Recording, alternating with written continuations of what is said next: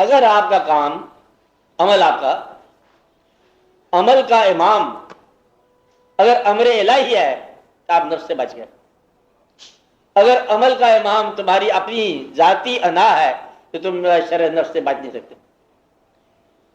نفس اور جو آپ کا شیطان ہے، شیطان جو ہے نا یہ وہ ہے، شیطان کی تعریف یہ ہے کہ وسوسہ ڈالنا دین میں. وسوسہ دین پہ کدھر کو جانا ہے، رہنا ادھر ہی ہے. وسوسہ ہوتا ہے زندگی کو اس کے حکم سے علیحدہ دیتا ہے خیال.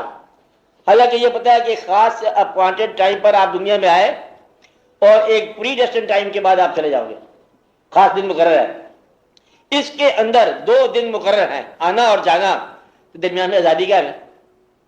پہلا بھی پابند، جانے کا وقت بھی پابند. اگر آپ اللہ کی رضا کے مطابق عمل شروع کر دو گے تو پھر نفس جو ہے یہ آپ پر عمل نہیں کرے گا، اور شیطان جو ہے یہ آپ سے محفوظ ہی رہے گا، اپنے آپ کو کرے گا.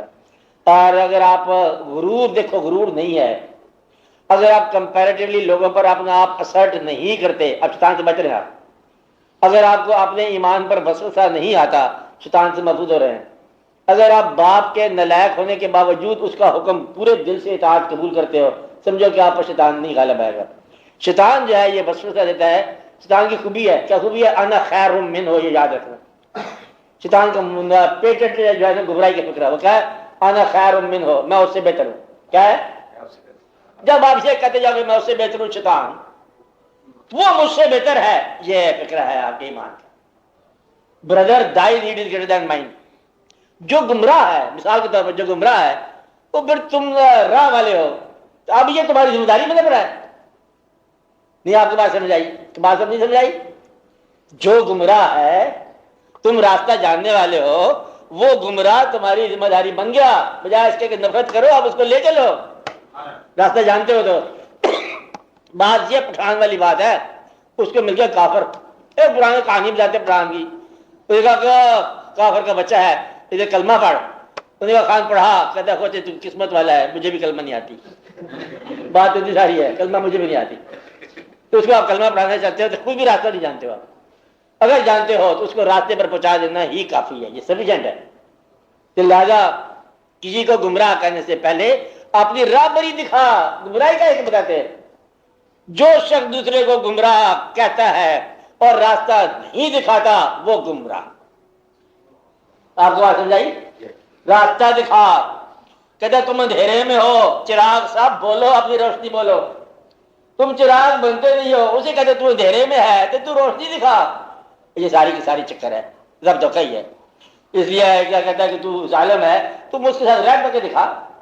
رحم کرتے نہیں اسے ظالم کہتے ہیں. تو گمراہ تجھے نہیں پتا کیا ہے، اور اس کو پتا نہیں، تجھے پتا تو بتا دے. کہتا میں بھی نہیں جانتا. اس لیے ان باتوں کا خیال رکھو کہ شیطان سے بچنے کا آسان طریقہ ہے یہ فکرہ دل میں نہ ہے انا خیر منہ، میں اس سے بہتر ہوں. بات سمجھائی؟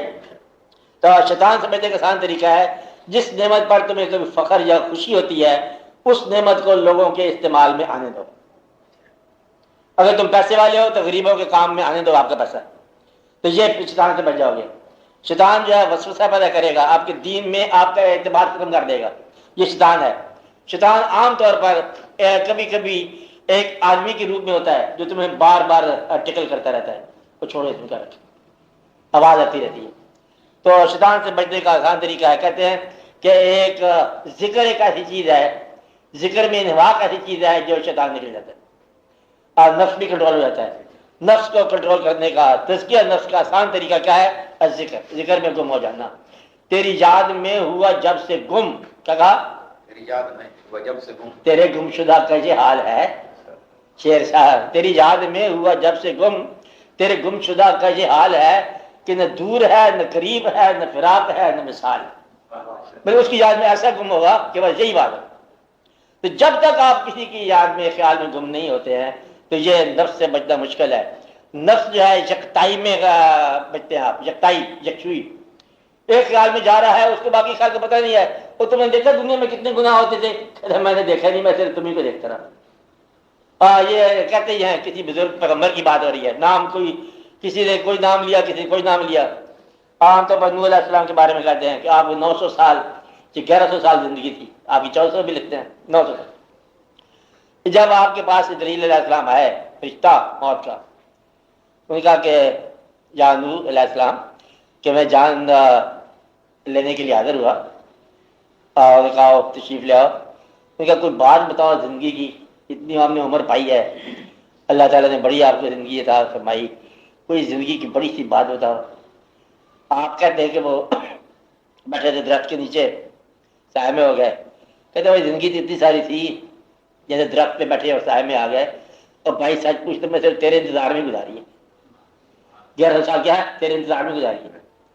کہتے نوح علیہ السلام نے مطلب مکان میں جا کے زندگی کب ختم ہو جائے، 1100 سال گزر کر دیا۔ آپ بات سمجھ رہے کہ زندگی جو ہے اس کے انتظار میں ہے، کسی وقت وہ دروازہ کھٹکا دے، آ گیا تو آ گیا۔ اور جب آپ اس کے انتظار میں تیار ہو تو سمجھو کہ شر نفس سے بچ گئے، جب وہ اچانک آ کے جھپکے گا تو شر نفس میں آپ مبتلا ہو۔ زندگی چھوڑنے کے لیے تیار ہو آپ بچ گئے، زندگی آپ سے چھن جائے گی آپ بچے نہیں ابھی۔ اس لیے نفس سے بچنے کا آسان طریقہ کہ آپ کسی کے دوست کو ساتھ لے لو، نفس سے بچ جائے گا، ساتھی کو ساتھ لے لو، کسی بزرگ کا کہنے مانے شروع کر دو، اللہ کے امر کے تابع ہو جاؤ، دروشی پڑھنے لگ جاؤ، اور دروشی جب وارد ہو گیا آپ نفس سے بچ گئے۔ نفس کی 2 خوبی ہوتی ہیں، اگر یہ 2 خوبیاں نہ پیدا ہو تو نفس نہیں پیدا ہوگا، بچ جائے گا۔ 2 صلاحیتیں ہیں۔ نمبر 1، نفس چاہتا ہے کہ پیسے کی محبت، اگر یہ محبت کم ہو جائے تو نفس کی شر آدھا ختم ہو جاتا ہے۔ نفس جو ہے جسمانی مسرتوں کی تمنا کا نام ہے، اگر جسمانی مسرتوں کی تمنا کمزور کر دو یا کنٹرول کر لو تو نفس کی شر سے بچ جاتا ہے۔ شیطان سے بچنے کا آسان طریقہ ہے کہ اپنے دین میں اگر وسوسہ نہ آئے، یقین پیدا ہو کہ یہ دین پر حق ہے، تو پھر شیطان سے بھی آپ بچ جاؤ گے۔ شیطان کا مطلب یہ ہے کہ شر پیدا کرنا اور اللہ کی رحمت سے مایوس ہونا۔ اللہ کی رحمت سے مایوس ہونے کا مطلب یہ ہے تمہیں اپنا مستقبل یقین میں نظر نہیں آتا۔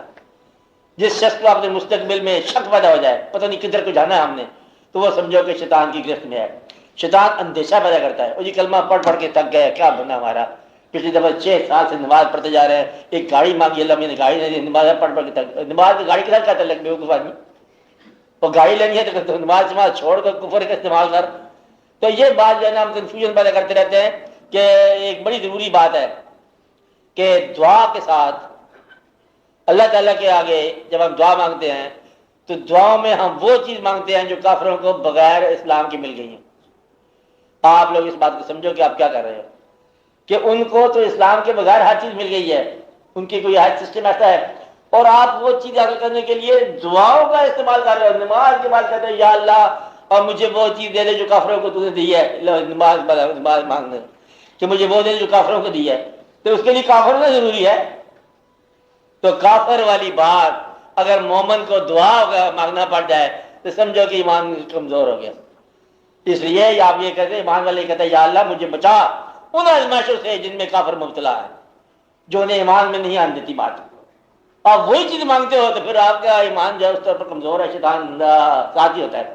شیطان آپ کا نام ہے، نفس آپ کا نام ہے، شر آپ کا نام ہے، اور ایک وقت میں رہنمائی بھی آپ کا نام ہے، اور ایک اور وقت میں پھر مالک بھی آپ کا نام ہے، مخلوق بھی آپ کا نام ہے، آگے چل کے جنت بھی آپ ہو، دوزخ بھی آپ ہو، گناہ بھی آپ ہو تو بھاپ بھی آپ ہو۔ کھیل آپ کا اپنا ہے، بیٹھے بیٹھے جو ہے خوش ہو گیا آپ کا نام خوشی، رونے لگ گیا آپ کا نام غم، کہ آج تو بڑا مطلب عبادت گاہ بنی پڑے ہو، تبرک آپ کا نام تبرک ہو گیا، کہ بڑا مطلب نیک بنا بیٹھا ہے، اور کبھی بگلا بنا بیٹھا ہے، بگلا بھگت، تو یہ آپ کا نام منافق۔ نام آپ کے اپنے ہی ہیں، تو پہلے آپ کا نام رکھ لو، قرآن پڑھنے سے پہلے آپ کا نام کیا ہے، دل میں بتا دو، کان میں بتا دو کہ تم ہو کیا، سچے ہو، یہ سچا دین ہے، سچوں کے کام آئے گا، تم سچے نہیں ہو تو تم بچو دین سے، یہ تمہارا کام نہیں آئے گا، کیونکہ یہ سچ کا دین ہے، سچوں کا کام آئے گا۔ منافق ہو تو بچو، اس میں سزا ہے بڑی منافقوں کے لیے، اس دین سے پرے ہٹ جائے مارے گا۔ کہتا نہیں میں مومن ہوں، سچ بولتا ہوں، امانت کا خیال کرتا ہوں، مومن ہو دھیان کرنا، باقی مومنوں کے لیے دعا کرنا۔ کہتا ہوں تو میں دعا نہیں کرتا، نفرت کرتا ہوں، پھر بھی تو بچ جا۔ باقی تو یہ مومن جو ہیں قابل نفرت نظر آتے ہیں، تو کہتا ہے کہ میں اکیلا ہی اس میں رہوں، اور وہ جمع کر رہے ہیں جو مالک ہیں دین کے اندر آدمی، اس میں کیا ہے، اذا جاء نصر اللہ ہے حافظہ یدخلون فی دین اللہ افواجا، ادھر سے وہ فوجیں اکٹھی کر رہے ہیں دین میں، اور آپ بھگائے چلے جا رہے ہو، کہتے ہیں میں مسلمان ہوں، وہ بلا رہا ہے، تالی بار کڑائی جا رہے ہیں، کافرو یاد رکھو کلمہ نہ پڑھنے والوں، حضور پاک کو غائب کا جاننے والا نہ ماننے والوں، تمہاری زندگی دیکھو کیا ہے، صلاۃ والسلام علیک یا رسول اللہ. یہ کسے سنا رہے ہو؟ اگر تم رسول اللہ کو سناتے تو پھر اور بات تھی، تم تو کسی بندے کو سنا رہے ہو. یہ ہے ٹریجڈی آف ماڈرن ٹائم. کیا ٹریجڈی ہے؟ نعت کہتا ہے بندے کو سناتا ہے. حضور پاک کے نام کی نعت ہے تو حضور پاک کو سنا، انہیں نہیں سنائے گا. کہتے جناب یہ میں نے شعر عرض کیا ہے. کیا عرض کیا ہے؟ شعر. کس کو؟ نعت کا. سنا کس کو رہا ہے؟ جلسے میں، ان کی تسکین کے لیے. تو اگر نعت کا شعر ہے، حضور پاک کے لیے کہا گیا ہے، تو لوگوں تک ابلاغ ہو جائے گا، خود بخود سمجھ آ جائے گا. اس لیے یہ بات خیال رکھے کہ انتشار تمہارا اپنا نام ہے.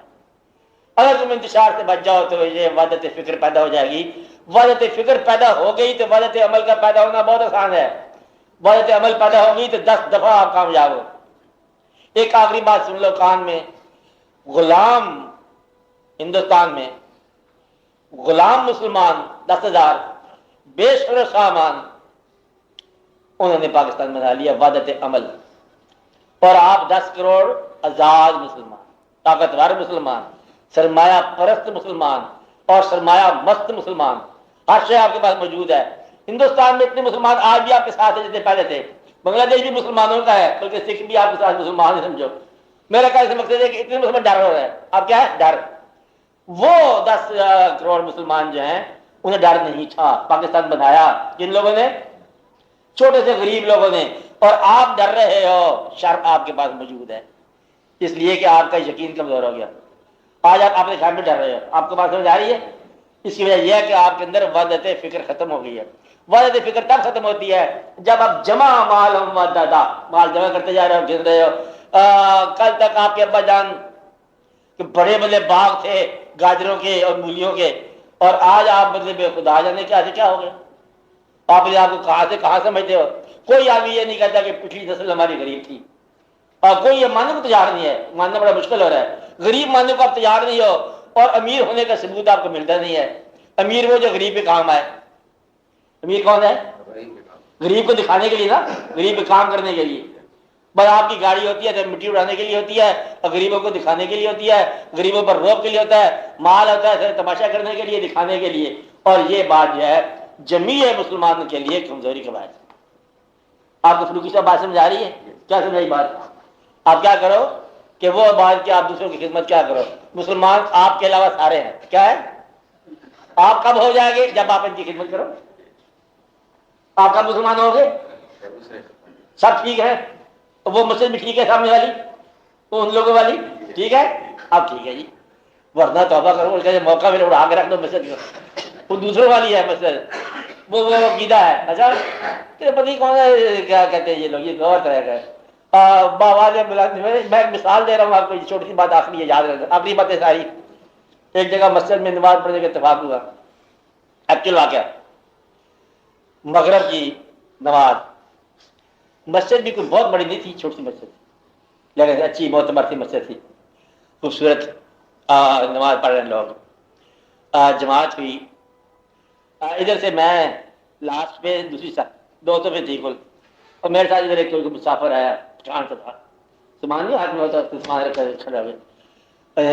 المغضوب علیہم والضالین، سب نے کہا آمین. اللہ ولا قوت الا باللہ. سامان اٹھا کے بھاگ گیا، میرے سامنے سامان اٹھا کے بھاگ گیا.